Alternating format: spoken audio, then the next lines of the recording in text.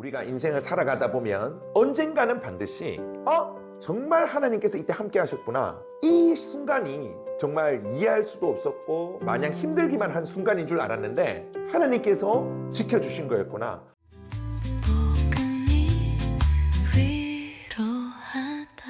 네, 반갑습니다. 위로자 여러분들, 저는 손봉수 목사라고 합니다.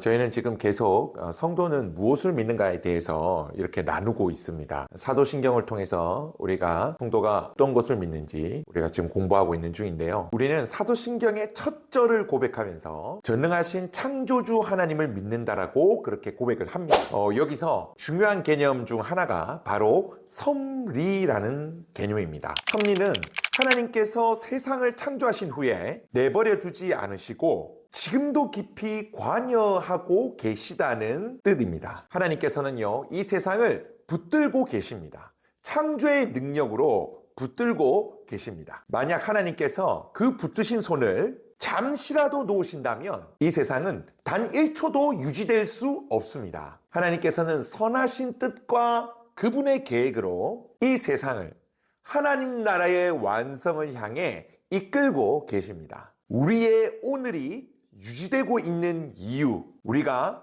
지금도 살아가고 있는 이유, 하나님의 멈추지 않는 섭리 때문입니다.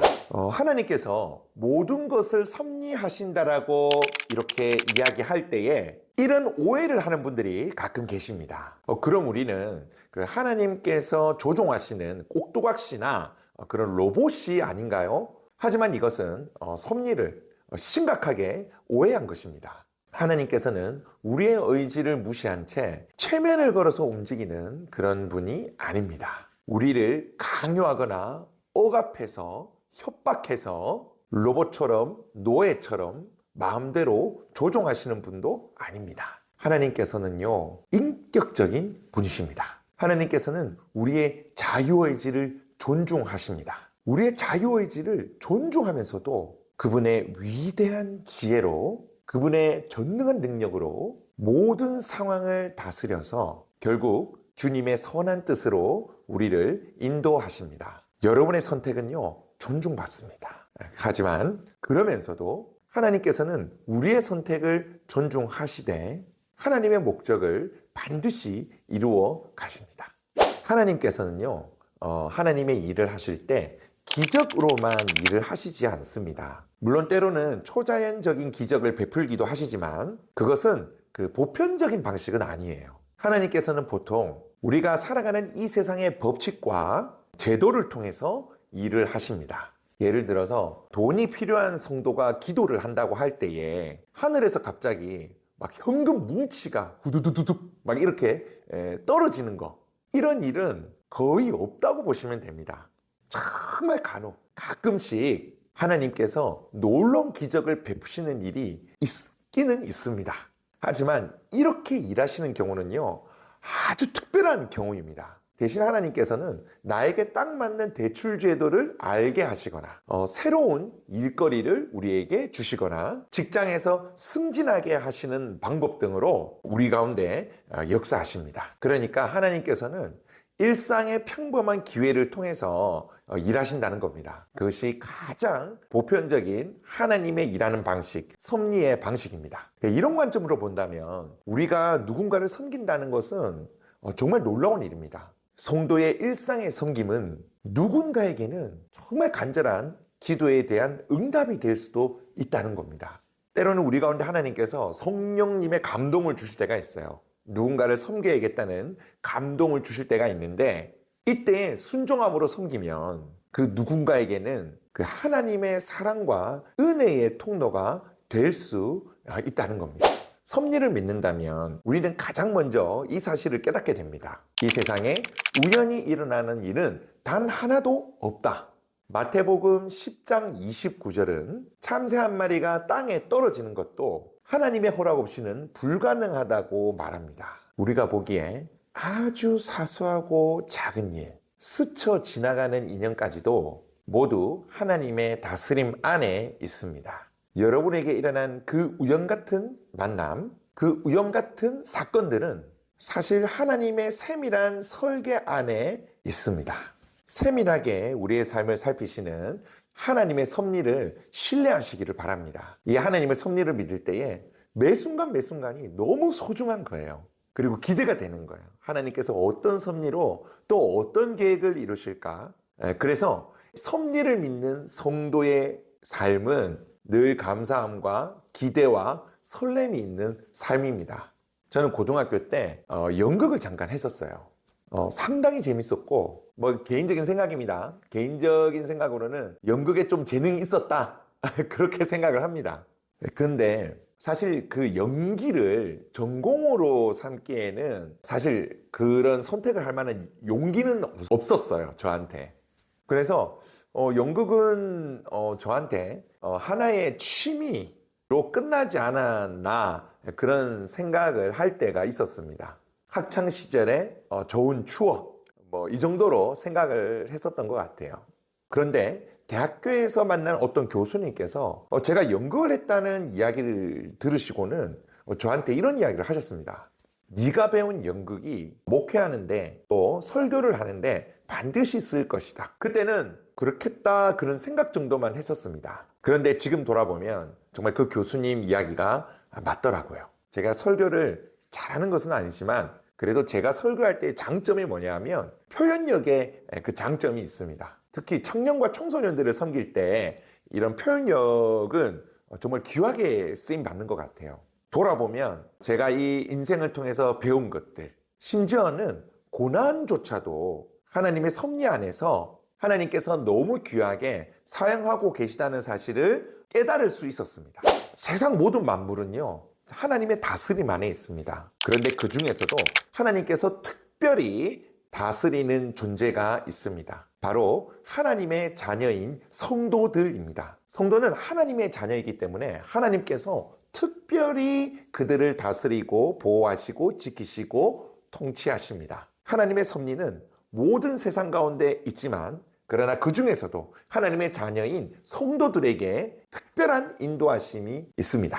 하나님께서는요, 우리에게 단순한 창조자 정도가 아니라 창조주를 넘어서 아버지가 되시기 때문입니다. 아버지는 특별한 사랑을 가지고 자녀를 보호하시고 이끌어 가십니다. 하나님께서는 그분의 자녀가 무엇이 필요한지를 알고 계십니다. 하나님께서는 우리의 고통을 알고 계십니다. 우리의 힘듦을 알고 계십니다. 우리의 삶이요, 때로는요, 너무 평범해 보이고 의미 없어 보일 수도 있습니다. 하지만 우리가 살아가는 인생 가운데는 하나님 아버지만의 특별한 배려가 함께하고 있습니다. 우리는요, 세상 속에 그냥 던져진 그런 고아와 같은 존재가 결코 아닙니다.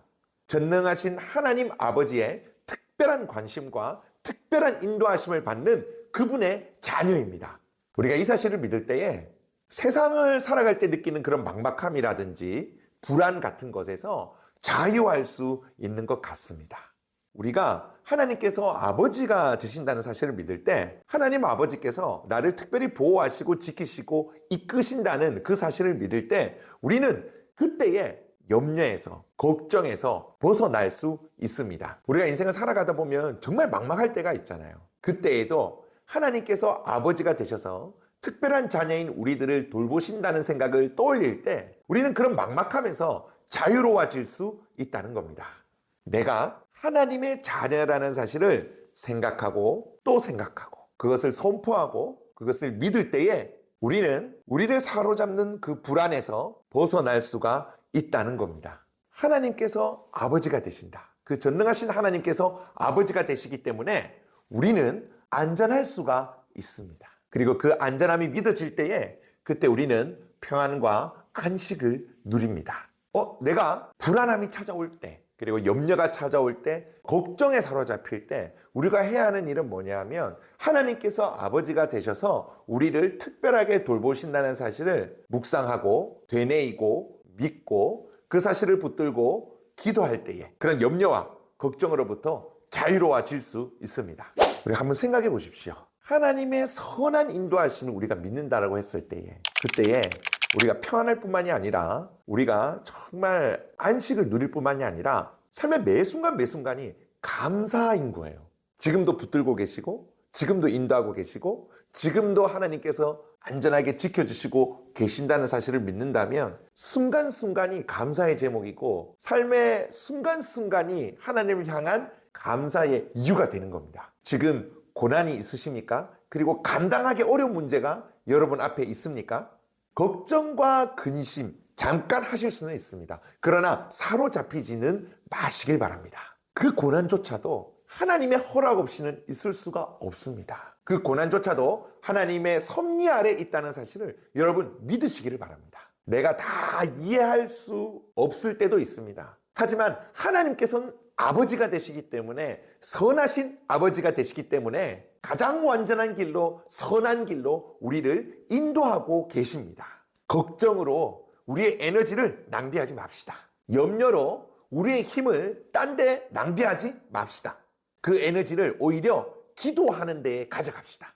그것이 훨씬 지혜로운 선택입니다. 하나님 아버지를 더 의지하면서 하나님께서 어떻게 역사하실까? 오히려 그 하나님 아버지의 역사하심을, 도우심을 기대합시다. 하나님 아버지를 신뢰하는 자에게는 근심이 잠깐 찾아오지만 근심이 머물 수 있는 자리는 없습니다. 아버지의 손을 잡읍시다. 아버지를 신뢰합시다. 아버지의 손을 잡고 오늘도 근심과 걱정이 아니라 자유, 평안, 기쁨, 감사로 하루하루를 걸어가는 겁니다. 로마서 8장 28절은 이렇게 약속합니다. 하나님을 사랑하는 자, 곧 그 뜻대로 부르심을 입은 자들에게는 모든 것이 협력하여 선을 이루느니라. 아멘. 지금 겪고 있는 고난, 고통, 아픔, 실패, 심지어는 이해할 수 없는 상황까지도 하나님은 결국 우리를 선한 길로 인도하시는 재료, 과정으로 이용하십니다. 내 인생의 모든 파편들을 모아서, 그것이 설령 부정적인 파편이라고 할지라도 가장 아름다운 그림, 가장 아름다운 선을 하나님께서 만들어 가고 있습니다. 지금은요, 우리 인생의 그림이 한 부분만 보이는 거예요. 한 부분만 보이다 보니까 좀 칙칙해 보이고 어두워 보일 수도 있습니다. 하지만 하나님께서는 우리가 볼 수 없는 곳까지 완성된 그림을 보고 계시는 거예요. 그 하나님의 완성된 그림에는 틀린 것이 없습니다. 하나님께서는 반드시 모든 것이 합력하여 선을 이룰 수 있도록 우리의 인생을 이끌어 가신다는 사실을 믿으시기를 바랍니다.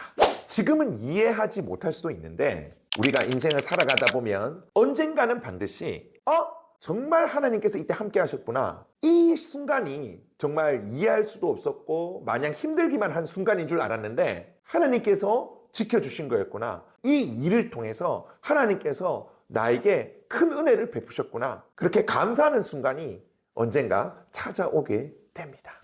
하나님은 우리를 지금도 이끌고 계시다는 사실을 반드시 신뢰하시기를 바랍니다. 사실 우리가 이해할 수 없는 일이 얼마나 많습니까?